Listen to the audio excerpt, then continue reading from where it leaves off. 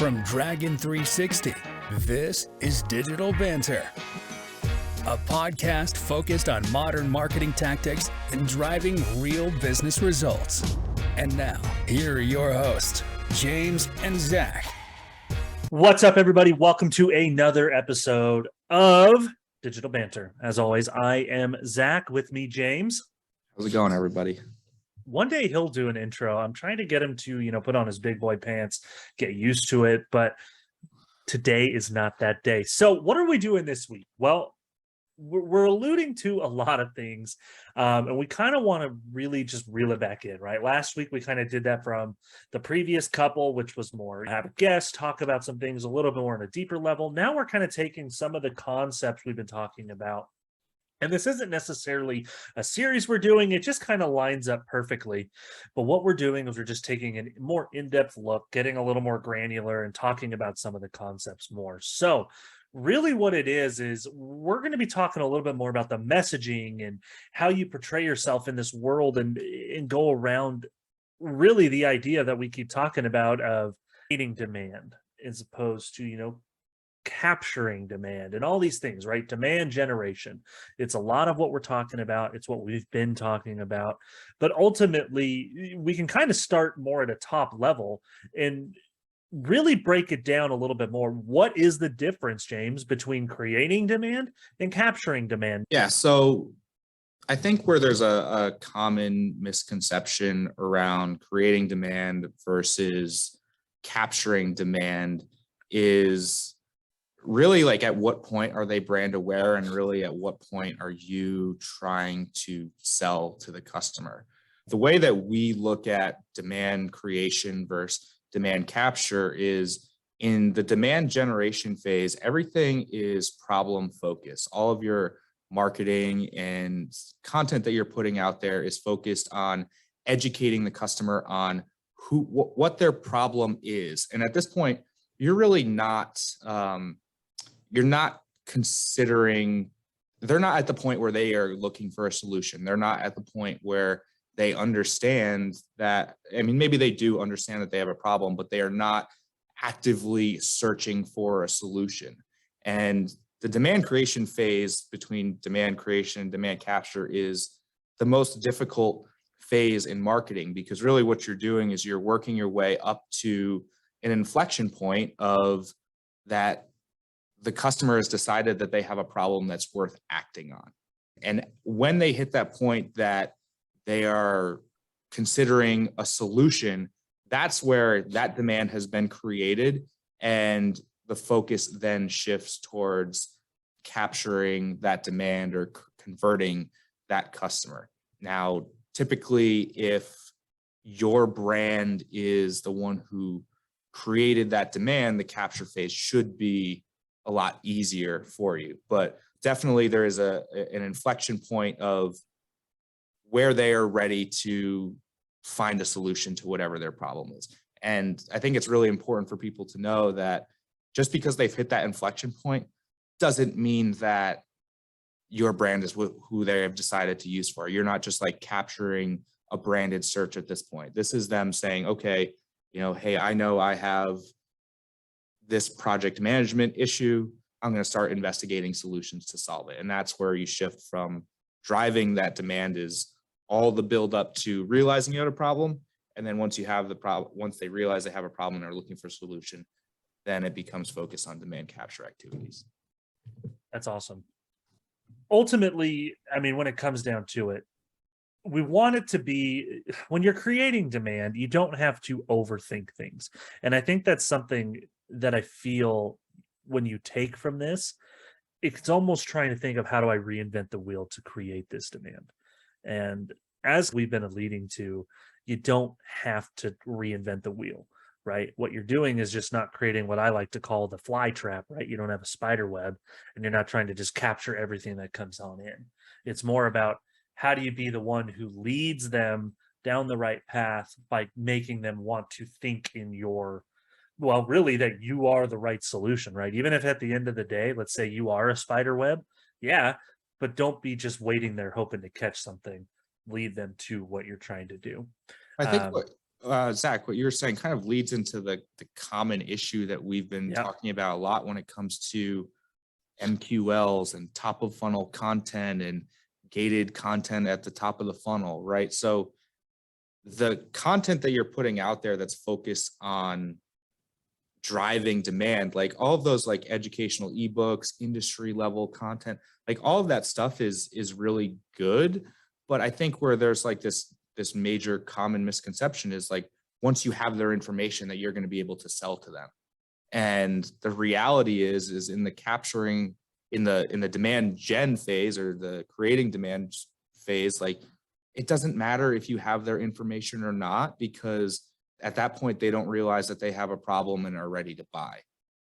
And that's where on the demand capture phase, traditional lead gen strategies are more effective because that demand has already been created and they're looking for a solution. So your sales team is going to have a much more efficient time trying to convert those leads rather than, hey, in the demand gen phase, well, we had them, they read 3 ebooks, so they meet our lead scoring criteria. And that's like the major issue, because you want, in that creation of demand phase, you want to be focusing on educate. And when they're ready to buy and are looking at solutions, they're going to come to you versus having an SDR rep do cold outreach to somebody who touched 3 ebooks, which is what never works. But ebooks is really what like really drove a lot of, let's say, SaaS and B2B. Ebooks were kind of the bread and butter. And I know we've kind of said this quite a bit. Don't necessarily stop your content creation. Utilize it in a different way, right? It doesn't have to be, you can create these ebooks, you can create these white papers, you can create these studies, case studies, or webinars, or on-demand things, right? There's a million things you can create, but they don't just have to be, well, let's advertise it, get them to the website, we're going to make them fill out information to be able to download and read it, and boom. Now they don't even know if they want to read it, so we're hoping that they do want to read it, right? As opposed to, you go back to, let's say, our conversation about social, take the nitty gritty, tape that nice, juicy, center, put that out in front and let people make that decision themselves there. It doesn't have to be something that, again, don't trick anybody, right? At the end of the day, don't be afraid to showcase what you're doing, because at the end of the day, if they read something that even resonates, even if it's one sentence, you've already created some demand, right? And so it really is as simple as that. And we're not telling you to restructure your entire business. We're not telling you to stop your content. Now, doing this, you might actually start thinking about what content you do produce, and it might change maybe your roadmap of content production, or who does what on the content team, or maybe it is you writing the content. You're a one-man show. Now you can kind of free it up and focus in more one direction, as opposed to trying to fill all these keyword, what do you call them? Lack of keyword on your website just to make sure you hit a couple rankings. As we've heard, and we've talked about SEO wise, hitting every keyword and ranking for every keyword is not necessarily what you need to be doing. You need to be ranking for one of those ones that it's, what's the high demand? What are people searching, right? What are your customers doing?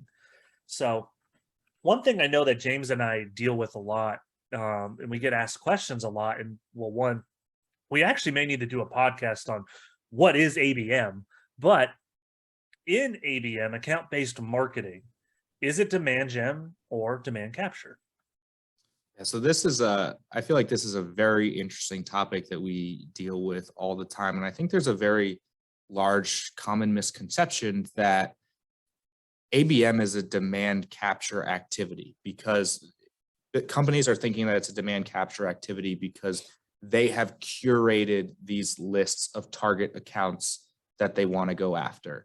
And just like to give a basic outline of a traditional ABM strategy from a creative and messaging standpoint, is there's tier 1, which is one to many, meaning, yep, hey, these are all of our target accounts. We're going to serve them general brand cover, which I'll get into the issues that I have with that in a minute. Then there's one to few. So you're serving one message to a smaller subset of those companies, which you feel have a common similar problem. And then there's one-to-one, which is your biggest, largest account where you're trying to serve one specific message to one specific company. And kind of going back to the common misconception around it being demand capture, because these lists are curated, a lot of companies think that they already need the solution to their problem, or they have realized that their software or their product solves a problem that these companies have. But the reality is that in ABM, it really falls under the demand gen side, because yeah, these are curated lists, but the level of intent isn't really there. Your goal in an ABM strategy is to make those target accounts realize that they have a problem.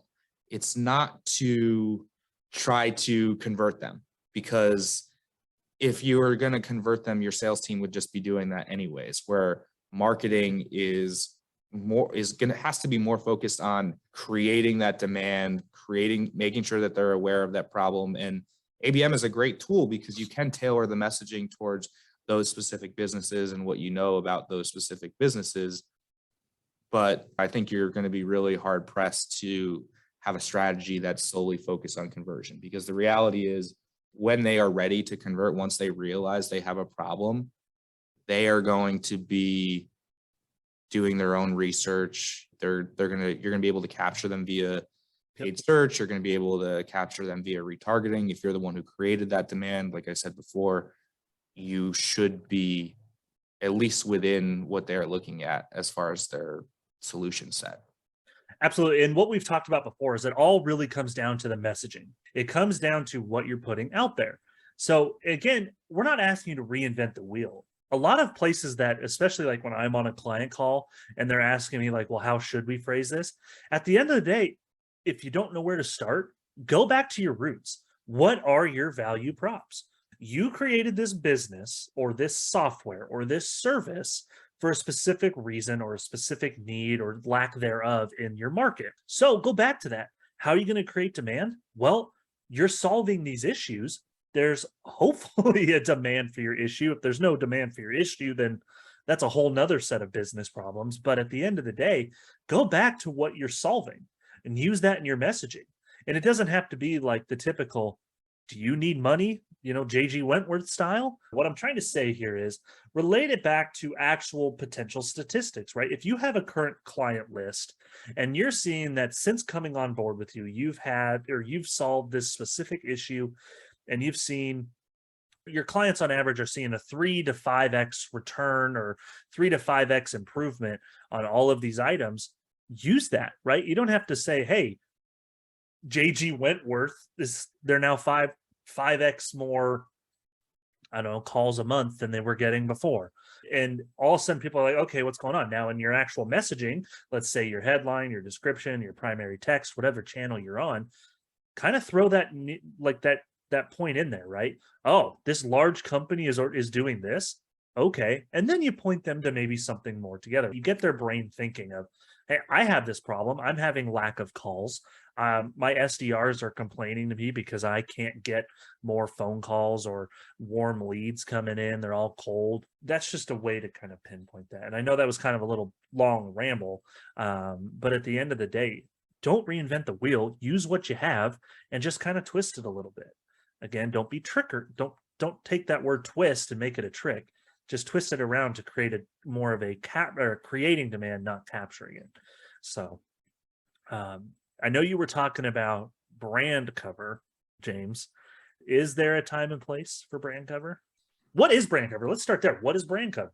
So what I consider brand cover, and this goes right back to ABM, where you have your entire list of target accounts, and the only thing that is similar is that you think that your software or whatever your B2B product is solves whatever issue that they have. The problem that I have with the idea of, hey, like we're going to just do general brand cover to our target accounts is it falls under the assumption that, first of all, these target accounts like care who you are. And when I talk about general like brand cover messaging, I mean non-specific, this is our brand, this is our logo, display advertising. I mean, it can be more than display, it can be video, it can be social, but really messaging that is just your general brand messaging and not speaking specifically to the problems of Yep. those individuals. And the whole purpose of ABM is to have better connection and better conversations with accounts that you have selected. If you're just serving general brand messaging to all of those accounts and you haven't segmented your list or changed your messaging in any which way to serve those accounts directly, it's not going to be effective. It's just like seeing a Coke logo on a truck Yep. as it drives by. Like, is it a healthy reminder that a brand exists? Like, sure, I don't know, but like, it's not driving demand at the end of the day. So one of these brands seeing your logo is not driving demand at the end of the day. I personally believe that the top of funnel brand cover messaging and ABM strategies is a piece that needs to go. If you're not ready to do one to few or one-to-one messaging yet, then, and I don't think there's any point in having an ABM strategy. I think you're way better off doing prospecting campaigns on LinkedIn versus saying like, hey, I want to target this person who works at General Motors in the engineering department. Then you want to serve messaging that speaks directly to people who are in the automotive industry or directly to somebody who works at GM. And I think that's just like a big miss on the ABM front of, oh, like, hey, like we're not ready to do our one to few or one-to-one messaging. So, but we want to get started in ABM. So we're going to do general brand cover. That's I think one of the biggest things that I see more times than not, because marketing teams are getting pressure from the sales departments to do something to their target accounts. Like, hey, we need nurturing. We need to nurture them more. And the reality is they don't need nurturing. You already have their email. Your sales team's already bugging that. If that's the case, they need specific messaging that's going to put them over, not a reminder that your logo is there. I think, and this isn't necessarily anything new, and we're not necessarily telling you, again, go and fire your entire creative team because they've been doing things wrong this entire time. No, it's just a different mindset. At the end of the day, it's just kind of, I don't know, flipping a switch and kind of going on a different direction. And this is something even internally that, especially you, James, you've been pushing on our teams, trying to get a lot of, let's say, our social and even our search specialists to really understand more of this mindset as opposed to it. So this isn't just hey, telling business owners to do it. This is also an internal discussion, right? Andy, being our CEO, he's having this conversation internally as well. If you follow Andy on LinkedIn, he's been making a lot of posts about this, really insightful posts that I think, by all means, not trying to do a plug for Andy, but go and follow him. He's been making some great posts. Likewise, a lot of members on our team are making great posts kind of around how they are specifically dealing with this or talking about things in marketing. Now, James and I have mainly been talking about our podcasts and our posts, but by all means, come follow us as well. Again, not the whole point of this little tangent, but at the end of the day, this is also an agency internal discussion that we're having of trying to flip this switch with everybody. Because I'll be honest with you, and I'll be the first to admit, my mind sometimes doesn't always go this direction. My mind sometimes wants to go back to where it's been, or what I know has worked in the very past, or how things used to be, because it's natural to go back to where you're comfortable. Creating this does take time. And that's something as well, I think is important to say here, is your team isn't going to just automatically do it right away. It's going to take a little bit of time to get used to it and really to find the right messaging for your brand. Right. And it comes down to this idea that we're always talking about, is continually testing, continually innovating, continually not messing with your messaging, but testing different options for your creative and messaging.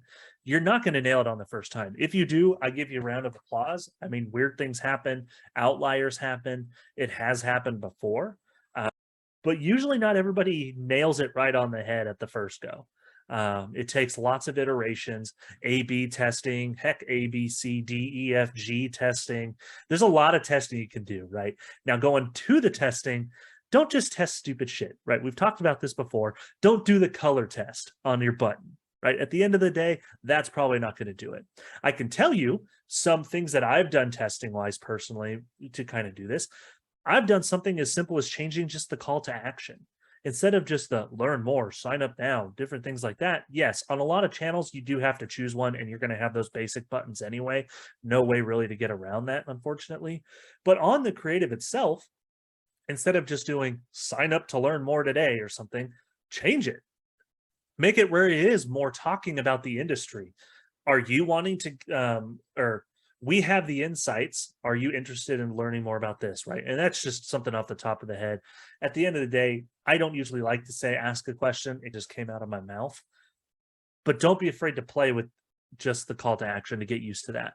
Because once you have a good call to action and you figure out what is doing this, then you can move into the longer form text, right? Your paragraphs, your headlines, again, descriptions, primary text, depending on what channel, they're all the same thing at the end of the day, except on search.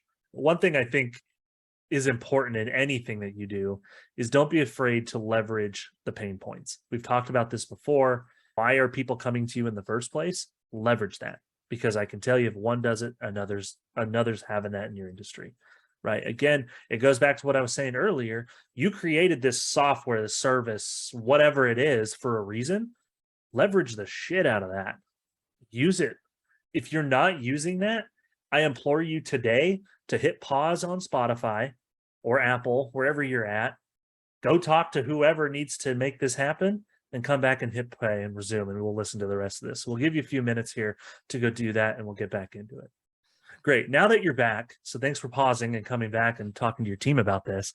One other final thing is really just, and James has mentioned this, using the customer insights, qualitative customer insights. Anything that your customers, your current customers can provide you, or even ex-customers, because sometimes that's actually super helpful as well. Utilize that, not necessarily word for word in your messaging or your creative, but formulate around it.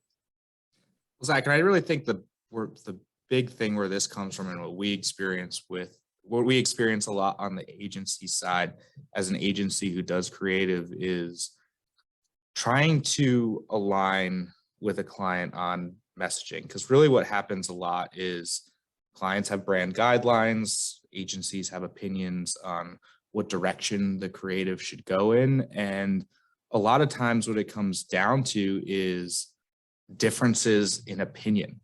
And it's a really tough battle when you have a client who's like, hey, like, you know, we don't like your messaging, we like our messaging, or we need to move the logo here, or just kind of like basic stuff that there's always like the brand guidelines, which we always try to get, that is whatever the messaging guidelines are, whatever the visual guidelines are. And as an agency, we always stick to what those guidelines are.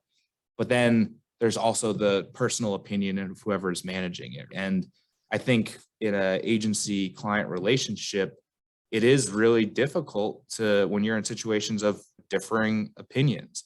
And that's where I think that there needs to be some level of middle ground and commonality. And this is really what you were getting into, Zach, in quite good detail. And that's where we're creating messaging based on qualitative customer insights. We're not just saying, you know, hey, we think that your messaging should be this and you think that your messaging should be that. It's more so that your customers are telling us this. This is the feedback that we are getting for your customers, and we are tailoring our messaging based on that feedback. Taking a look at comments on ads, what are the common pain points? Listening to your sales team, what are the common pain points that they have versus, and I think that there's often this disconnect where brand teams are design and fluffy and always try to boil messaging up into a mission statement level thing. And I mean, go into another rant, like, honestly, I think most like mission statements are a load of bullshit. I think that it's good for companies to be working towards a common goal, but the mission is just a boiled up fluff of what's actually happening.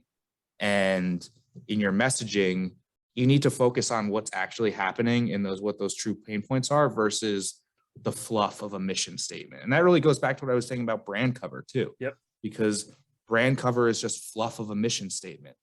And nobody cares what your mission statement. And honestly, like some of the mission statements out there, honestly, I feel like are just like made up fluff to try to sell. Like I'm just even thinking of some of like the environmental stuff that you see, right? I mean, it's fake, like businesses are in business to make money, right? Like if you're using all organic products, whatever, and I'm talking D2C here, right? Like that's great and it's good, but like you're just using that as marketing leverage to make money. And don't get me wrong, there are good people out there who really are for the causes that they have, but I mean, that's what this is about at the end of the day. And I think in the B2B space, it's even more so. Like that you need to be focused on the actual problems that you're trying to solve, what your unique selling propositions are and how they fit to those problems, how they fit to the specific markets that you're going after, and less, oh, like we help brands through digital transformation. Statements like that are a load of fluff that mean absolutely nothing. And to your point, Zach, that you were talking about testing, like it's also okay to have difference in opinion. I think that this is like what I always fight with when you do get into the difference in opinion with clients. I say, okay, we'll do yours, we'll do ours, we'll A/B test them together, and the winner is who wins. The customers will tell us. And we don't always win. The client doesn't always win. I think it is fair, and messaging is important.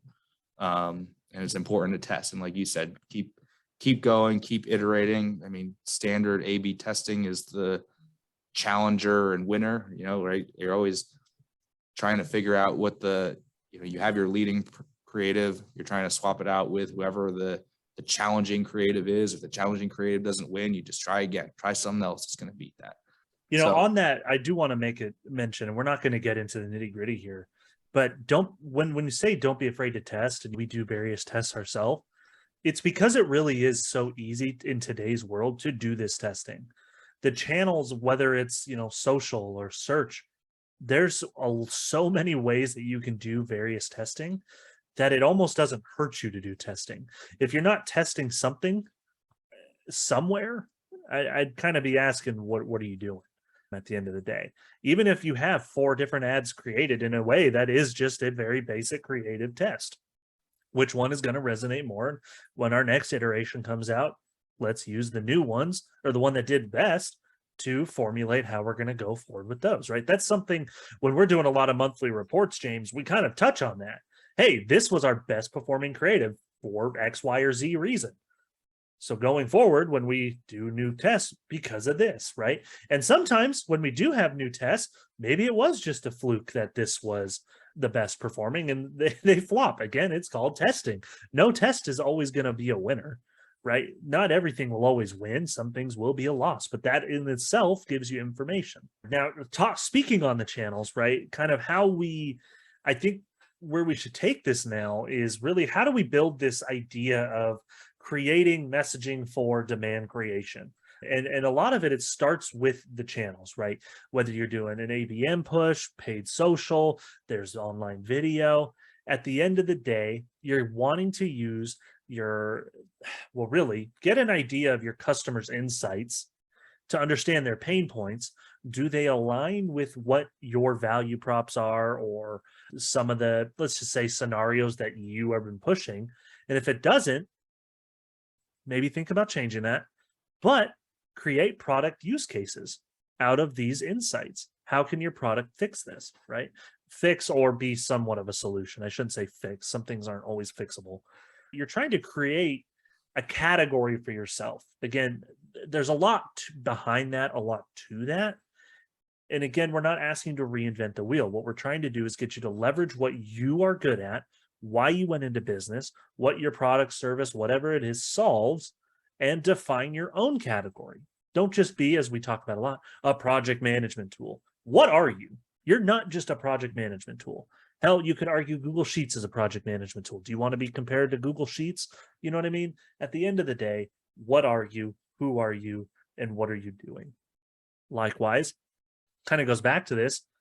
A lot of your messaging should be around user problem. That typically is what people resonate with. If they're looking for something, or maybe they're experiencing an issue, be forward about it. Here was an issue. Here's how our service solved it, or here are potential results that they saw out of this, right? You're not telling them, hey, we have the next greatest thing. It's here's what we did. At the end of the day, the proof is in the pudding. So, oh man, I could go on about messaging, James.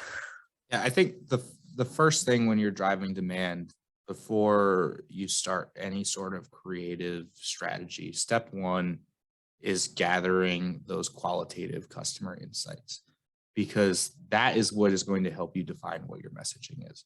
What are brands out there, or your potential customers talking about? Go into the groups that they're in on social, like do the research to figure out what they're talking about, because what that's going to do is that's going to help you position your product and service as a potential solution. But really, even like we were saying, in the demand phase, like presenting yourself as a solution is the demand capture phase.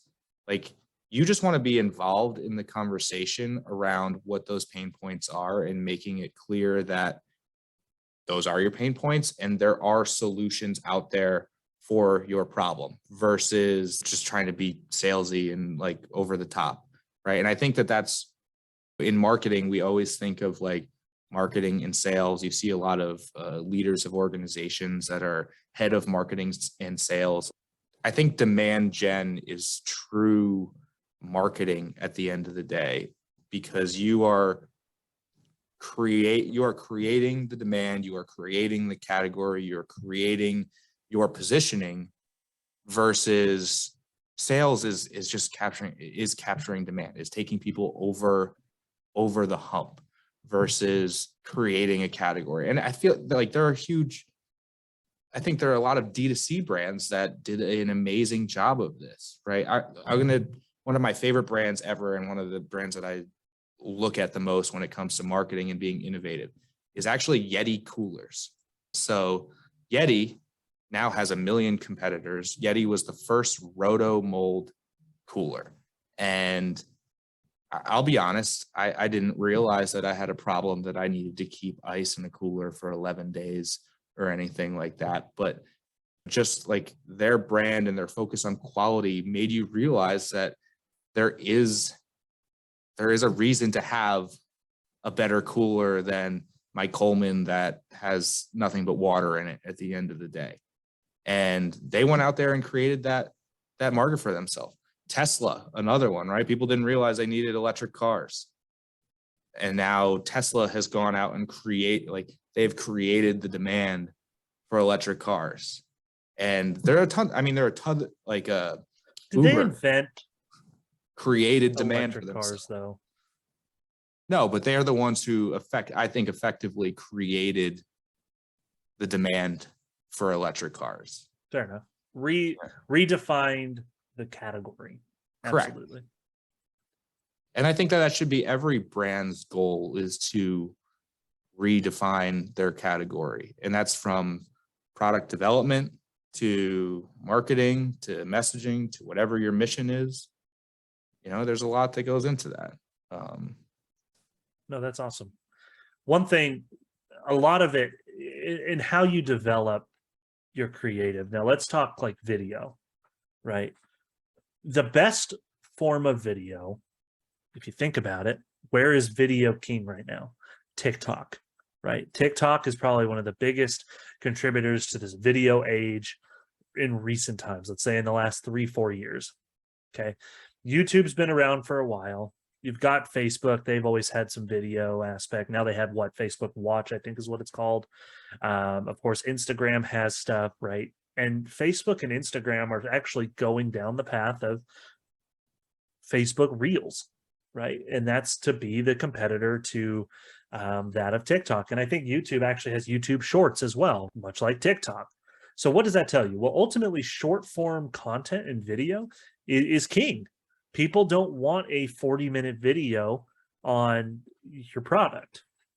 right? Much like you write a blog or your ebook and you put it on social. And after listening to us, what you're doing is putting a lot of that juicy center out forward. Make a video on that real quick, right? Educational and what James likes to call snackable videos, those perform best, whether in an organic form or even in an advertising form. I would much rather have an ad that's 15 seconds. I'm more likely to listen to an ad that's 15 seconds than when I'm browsing YouTube trying to watch a video and I see a 20-minute video ad of some guy in front of a Lamborghini trying to tell me how he re-evolutionized and look at him, I have a bunch of money, right? We've all seen those ads, at least I don't know, I get targeted with a crap ton of them. No one cares. Those are almost always skipped. Anything that's short tends to be digested further. There's always going to be people who skip ads as much as possible, right? In today's age as well, you also have ad blockers. There's a bunch of things that can stop it. However, I don't have an exact data point, but I know it's been proven shorter video has a longer view through period, more full complete views than longer video form, but also it's more engageable. One, you get a quick point across, a point across quickly. And so on an organic fashion, that helps your social engagement aspect, right? You go down the path of hopefully someone's commenting, you get more shares because it is something that's quick. You potentially get some more likes, or if you're on LinkedIn, some of the weird new emojis now. I think there's like a laughing one and an excitement one, a celebration one, right? That's another thing as well. Celebrate your wins on an organic aspect. What did you win this week? At the end of the day, go ahead, James. I was going to say, this goes back to, I feel, something that we've said a lot in the content, always talking about gating ebooks and long form content, but say what you want to say when it comes to messaging. And you can say what you want to say in a short period of time, 15, 30 seconds. You know, that's what people are engaging with. I mean, Reels, Vines, TikToks, whatever you want to call them at this point, that is the primary content that's being served on social platforms and the primary content that's being engaged on social platforms. One thing I will add here, because this is a bit the recent change to TikToks, like I know you've seen this as well, but they updated their video length to be up to 10 minutes now, which up from 3 minutes to 10 minutes. And what I think is actually happening here, so short form content is king. I want to make sure that that is very clear, but there is still a desire for longer, more engaging content. And I think what TikTok is trying to steal market share from YouTube, and TikTok everybody still looks at YouTube as premium content. And I think you're going to start seeing more long form episodic content on TikTok with these longer videos, because a lot of times when you're scrolling and we talk about short attention spans, it's just because people scroll through a million different brands, right? But versus people still want to engage with long form content. Think about like Netflix series, things like that. People will watch hours and hours of stuff once they realize it's good. So strategically, think of your short form content as a way as somebody getting you into their system. And then you still, as part of your content strategy, need to have that bring me back content, the long form content that people keep coming back to. I'll use like this podcast as an example. Like this podcast is our weekly long form piece of content that we break up into the 10 best things that we said in this content and serve that in very short form content, right? Like we'll be posting that out on LinkedIn. That's going to be where the majority of our reach comes from. But the users who are brand loyal at the end of the day, the people who really care what we have to say are going to show up and listen. And it's the same for TikTok. It's the same for YouTube. It's the same for, I don't want to say Instagram because they're not there yet, but like your goal should always be to become that brand that people come back to. And that's where I do think that long form content is going to start making a bigger play. I like it. I really like that you mentioned specifically is because we do talk about a lot the short form content, right? But I also like that you mentioned don't ignore longer form content, right? Longer form videos, because at the end of the day, yes, people still want to learn more, right? May not need it right off the bat, but they still want to know it. So, Zach, I actually think this is a good trend. So everything that we've been talking about is demand creation and making users identify that they have a problem. The short-term content is really, really good for that because you can get in front of a lot of people. I think where long-form content starts to serve more value is in the demand capture phase, because this is where I imagine, this push from demand creation to demand gen as a guy pushing a giant rock up a hill, right? That you are trying to get over the hump of making somebody realize that they have a problem.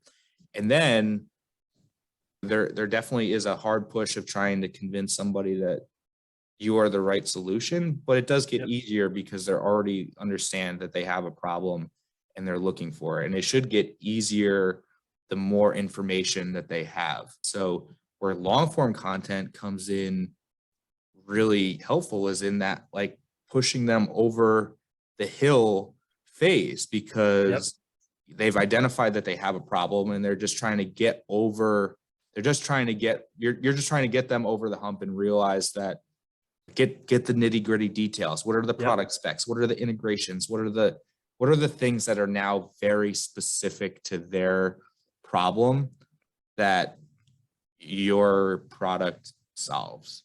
And that sometimes can only be done in long form content. And this is where on the demand capture side, you can start gating things. You can start having more when I say gating things, like real bottom of the funnel stuff, demos, trials, book a meeting, right? Because at this point, they're ready. They've identified a solution and they've decided that they're ready to research additional solutions. Now you want to just feed them with as much information as they can to make that decision. This is where we talked about making pricing transparent, making sure you have all the product specs, all the integrations, all the stuff that is going to take it to the next level. No, to quote a very classic saying, if you build it, they will come. It goes back to just what you're talking about. If you create the demand, that capture will come more on a more natural level, more trustworthy level, more open-minded level. To put it in an SDR or account executive form, in a warmer level at the end of the day, which is what you want. The more warmer leads you have, the better. Most word of mouth tend to be warmer. So why can't we do that in a digital presence? Again, if you build it, they will come. It's not going to be instant. It takes time to build it. Again, it goes back to what we've been talking about with the messaging, the testing, creative iteration, everything. But again, if you put in the time, it will happen.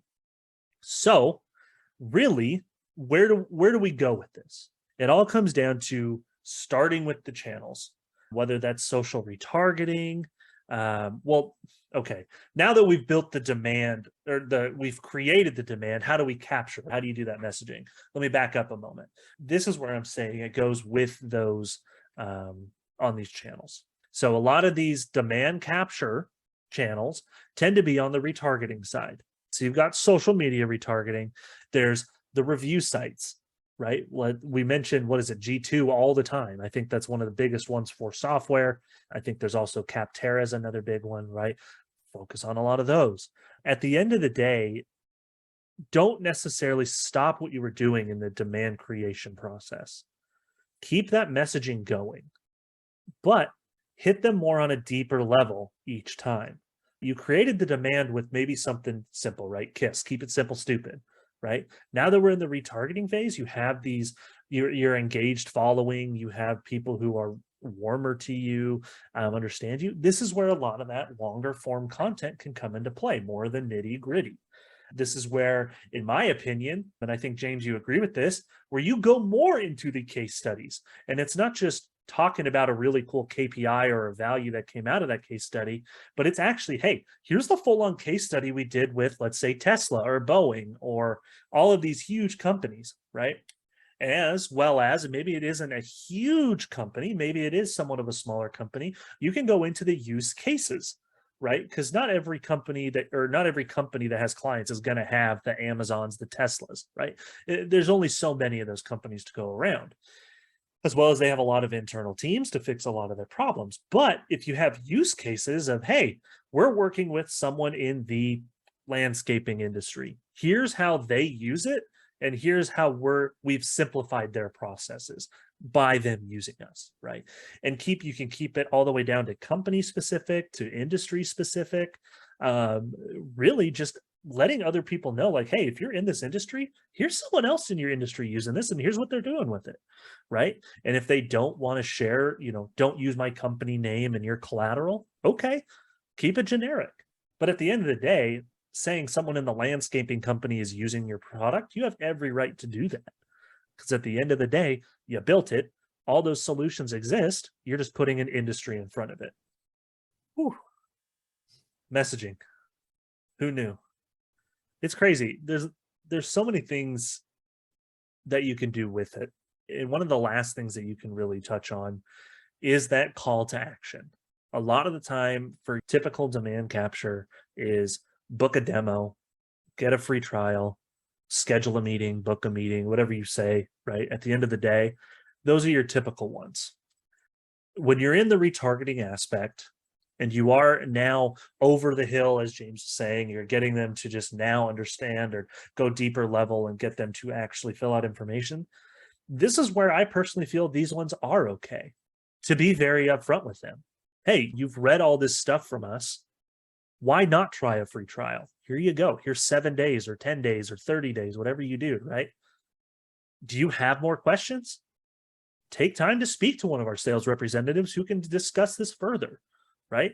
Maybe your customers have specific questions on your use cases, which is an important factor to think about here. If you're putting out messaging, make sure the people who are ultimately going to be speaking with these people know what's out there and understand to speak to it.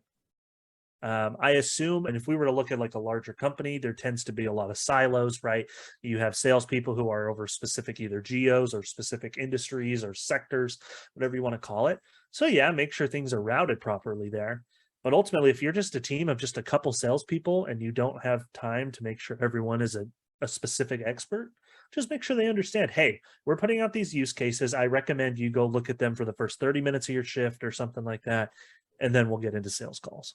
I think the big thing, and kind of to summarize everything that we've talked about, the most important thing in your messaging is to start with those qualitative customer insights. And really what you're doing in this entire process is you're creating content that builds up the demand, builds up the awareness of the problem. That's the demand creation phase. Once they realize that they've had a problem, there is an inflection point. And at this inflection point is probably the most difficult part of marketing and messaging, because you had to serve a ton of content, do a lot of education to get them to that point. And now when you're at the top of that inflection point, you got to get them all of the information that they need. And the only way that you're going to understand the information that they need to make a decision is if you're listening to them to begin with. And I think that this is where, like I said before, it's really important to move away from some of the generic messaging that you're using and try to niche down and be as specific as you can. And also be willing to give that information. Like, again, not everything is a trick to get somebody's email address. The goal is to educate on a problem, create demand, and get a user to the point, or a customer to the point where they are ready to buy from you. All of that happens on their own, and everybody takes a different path to get there. And we need to stop trying to trick them along the way. If you've effectively driven that demand, you are going to be part of their consideration. And at that point, you can start pushing those bottom of the funnel CTAs, like you were saying, demo, trial, book a meeting.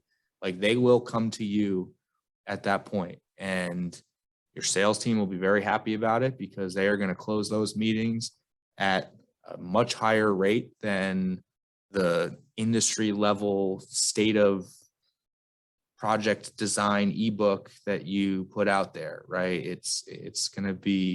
You're your state of the industry white paper. It might get a lot of downloads, but I tell you, your sales team is going to close those at 0.001% versus somebody who's coming into a demo or trial because you've built that demand, you've built that trust within that. It's not even the close rate though, but it's also time to close as well. I'm going to use the word should improve.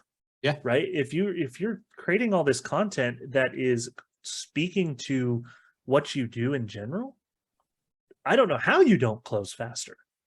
There's no guarantees. You'll always have some difficult people who want to push it out to forever because one, it's potentially they don't even have money in the first place and they want you to keep doing discounts or something. But at the end of the day, everything you do should be to improve your sales team or your customer success team's experience with their own customers. What kind of customer do you want?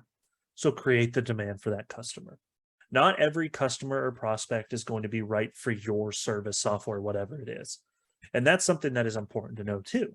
But hopefully through creating the demand with your messaging, through the nurturing period, you'll kind of weed some of those people out naturally, which also helps with that aspect. Proper retargeting at the end of the day should really be bringing in some more of the higher quality ones that you're looking for at the end of the day. Nothing's perfect. I've never seen an advertising campaign be absolutely perfect. I don't think anybody in advertising, besides maybe those with huge egos, will tell you they have perfect campaigns, right? James and I are always testing. James and I are always trying to think of ways, and our teams, to think of ways to create demand for our clients. How do we reinvent their industry? Because as we've said before, we have a lot of clients who are competing with some big boys in the industry. So we have to redefine them inside of an industry that's been around for a while. So, man, if there's anything I can leave you with is, it goes back to everything we're saying is don't stop innovating. Try and flip the switch to more of a creating demand as opposed to capturing demand off the first place. And really build that from the inside out.